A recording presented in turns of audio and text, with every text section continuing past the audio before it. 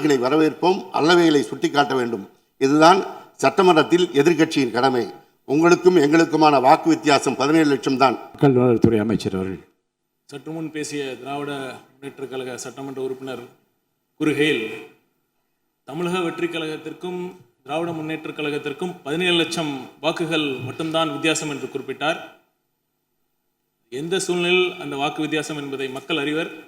தமிழக வெற்றிக் கழகம் தனித்து நின்று